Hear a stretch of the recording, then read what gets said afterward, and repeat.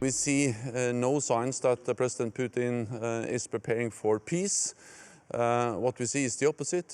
He is preparing for more war, for new offensives and new attacks. So it makes it just even more important that NATO allies and partners provide more support to Ukraine. Pour l'Ukraine, le Canada a déjà livré plus de 1 milliard de dollars en aide militaire pour l'Ukraine et plus de 5 milliards de dollars pour aide économique, humanitaire et militaire pour l'Ukraine.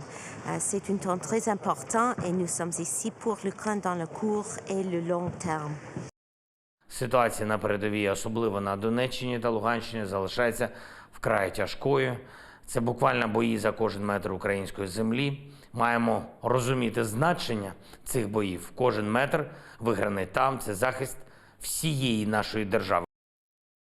Un mètre à la fois et combien de victimes? Et M. Zelensky recevait aussi notre ministre des Affaires étrangères, Mélanie Joly, aujourd'hui. Zelensky qui remerciait le Canada de son aide.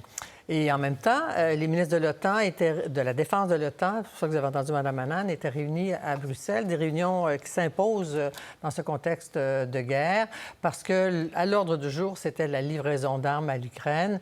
Kiev évoque des moments très difficiles sur le terrain. On pense à Bakhmut, on va en parler avec mes invités. Ils demandent des avions de chasse depuis plusieurs jours maintenant.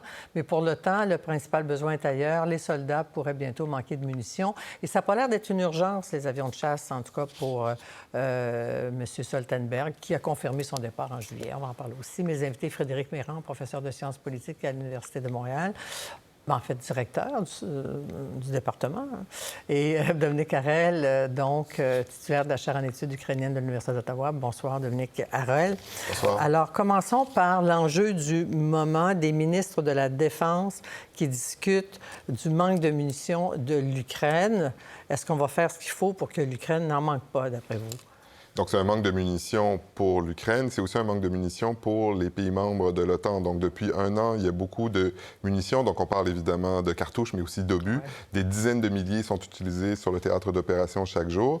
Et les Ukrainiens commencent à en manquer à un moment où ils sont un petit peu sur la défensive, sur le front de l'Est. Et les stocks à l'Ouest aussi commencent à être vidés, puisque dans un premier temps, ce qui a été fait, c'est de livrer ce que les Occidentaux avaient déjà dans leur stock. Donc là, l'enjeu, c'est d'accroître la production de manière à aussi accroître la livraison de munitions à court terme pour les Ukrainiens. Êtes-vous encouragé parce que le printemps s'annonce avec une offensive de la Russie? Bien, disons que c'est l'enjeu le plus important à court terme. Après les livraisons d'armes, les avions de chasse, par exemple, ça prend beaucoup plus de temps pour former les pilotes. Donc, les lignes bougent quand même, parce qu'on a vu avec les chars d'assaut qui ont été livrés il y a quelques semaines, c'était quelque chose d'impensable il y a encore quelques mois. Donc, on ne peut pas exclure qu'il y ait d'autres livraisons d'armes, mais à court terme, il a été décidé que c'était les munitions qui étaient l'enjeu principal sur le théâtre. Et pour vous, Dominique Harel, c'est critique. À ce moment-ci, on dit que Bakhmut, qui est une ville, est-ce que c'est juste un symbole, mais que c'est une ville qui pourrait tomber aux mains des Russes? La bataille est féroce, beaucoup de victimes. On veut évacuer les populations civiles. À ce moment-ci, là, les heures qui viennent sont cruciales là, pour l'Ukraine. Oui, ça fait des semaines que c'est comme ça. Là. Bon, il y a eu la ville de Soledar qui est tombée. Là, ils ont tenté d'attaquer une autre ville, puis ça a été plutôt la débandade du côté russe. Il se pourrait que Bakhmut finisse par tomber, mais à quel prix? On a entendu le clip de Zelensky, là, chaque pouce là, défendu. Mais il a aussi ajouté la Russie, pour essayer d'aller chercher ces pouces-là, gaspille énormément de munitions. Et pour l'Ukraine, selon Zelensky, c'est des semaines qui sont donc sauvées plus tard. Ah oui. Alors, parce que lorsqu'on parle d'un manque de munitions du côté ukrainien, le point d'interrogation, c'est à un certain moment, est-ce que les Russes vont commencer à en manquer? Surtout les munitions de haute précision des missiles. Les obus, est-ce qu'ils sont capables de les produire à mesure? Là, ils utilisent les stocks soviétiques qui étaient presque sans fond. Même j'ai vu dans un reportage des Américains aussi, qui ont des munitions américaines. Vous parlez des Ukrainiens, oui. C'est qu'en fait, lorsque Frédéric a dit qu'il faut approvisionner, ça fait des mois que la coalition, les Américains approvisionnent l'Ukraine. Initialement, il fallait les approvisionner en munitions de fabrication soviétique, ce qui n'était pas évident. Ça venait de Bulgarie, ça venait de Tchéquie, etc. Ça, ces stocks-là se sont vidés. Puis, entre-temps, l'Ukraine commence à recevoir, depuis des mois, là, maintenant, des armes. des armes de fabrication standardisées OTAN. Et puis, les pays de l'OTAN, depuis 30 ans, depuis la fin de la guerre froide, n'avaient jamais prédit qu'il allait avoir ce type de guerre-là. Ce type de guerre-là, qui était supposé avoir lieu durant la guerre froide, mais a lieu 30 ans plus tard. Alors, l'infrastructure industrielle n'est plus là. Non, le complexe militaro-industriel est même s'il y a 30 pays qui participent, là, c'est compliqué. Oui. Et pour vous, le fait que Stoltenberg, le secrétaire général de l'OTAN, dise que c'est pas les avions de chasse, au fond, c'est pas sur notre radar, c'est pas ça le plus urgent, mais est-ce qu'ils vont finir par répondre quelque chose? Il est probable qu'on finisse par y arriver, mais encore une fois, il faut se replacer il y a bientôt 1 an. On n'aurait pas imaginé que les systèmes d'armement qui sont actuellement livrés à l'Ukraine pourrait l'être un jour. On parle de systèmes de défense antiaérienne, on parle de chars d'assaut très sophistiqués. Et donc, il est possible qu'on en arrive aux avions de chasse. Il y a toujours cette crainte qui demeure depuis 1 an, qui est de savoir, mais ces avions de chasse, s'ils allaient dans l'espace aérien russe, qu'est-ce que ça signifierait pour la poursuite de la guerre? Mais au-delà de ça, l'argument qui est utilisé par le secrétaire général Stoltenberg et par d'autres, c'est que former des pilotes à l'usage d'avions de chasse de l'Ouest, ça prendrait 1 an et donc ce ne serait pas utile à court terme sur le terrain. Est-ce que le Royaume-Uni n'a pas décidé d'en former? Oui, mais ça prend du temps quand même, donc ce ne sera pas utilisable dans 1 mois. Oui, en même temps, donc, le rapport de force est-il en train de changer sur le terrain? Le rapport de force, je pense qu'on va avoir une très, très bonne idée en mars et avril, lorsque l'Ukraine va lancer sa contre-offensive. Bon, là, on annonce, est-ce que la Russie va être capable de faire une contre-offensive? Ça reste à voir. Parce que pour le moment, ils ont beau pilonner Bakhmut, etc., c'est toujours la même technique, c'est-à-dire à l'artillerie, pouce par pouce, à un coût humain énorme. Et puis, les nouveaux soldats de la fameuse mobilisation sont peu entraînés. Ce pas les troupes d'élite qui déjà ont été dévastées il y a 1 an, il y a 6 mois. Alors, ça reste à voir si la Russie a cette capacité-là. Mais l'Ukraine pourrait l'avoir en mars et avril. Et là, c'est là où on va voir s'il y a vraiment un nouveau rapport de force qui s'établit. Juste un petit mot sur les avions.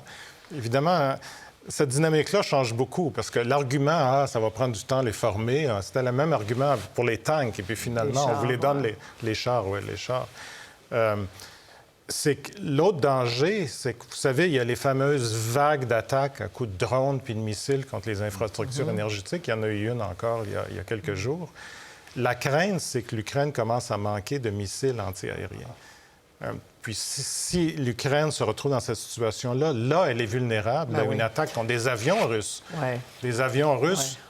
C'est qui les fournirait, ces armes-là? Parce que, là, c'est quoi, il y a quelques jours, il y avait eu 70 missiles. Zelensky dit on en a abattu 61, donc il y en a 9 qui ont finalement tué des gens. Oui, mais il y a 60 missiles qui ont été utilisés par les Ukrainiens. Et puis, les stocks ne sont pas...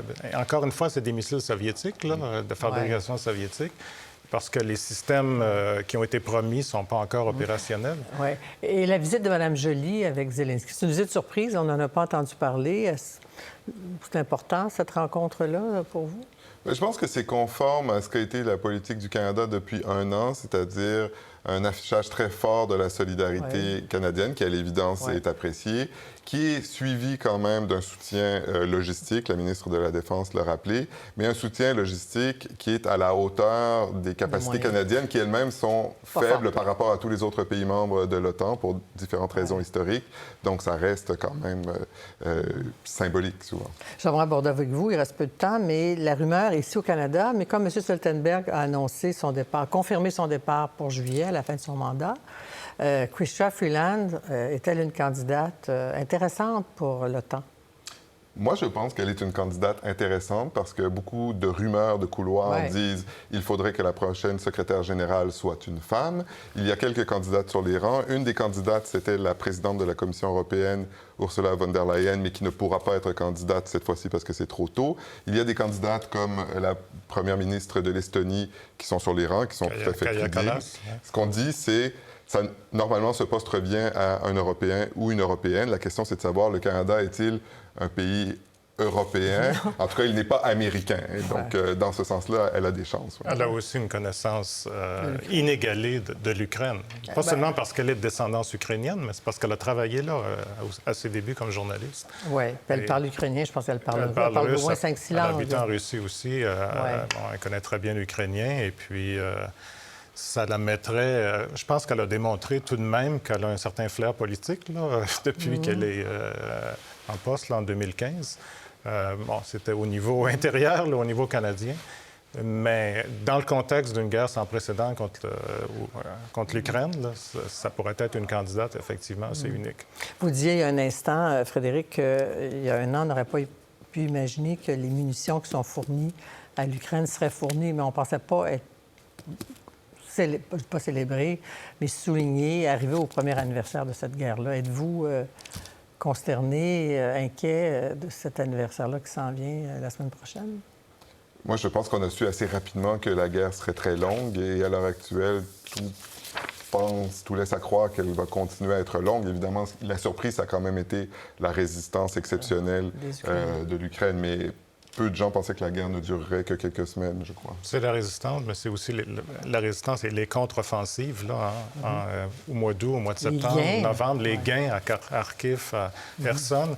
Et ça, c'est en lien direct avec les lignes rouges qui tombent. On va vous donner des chars.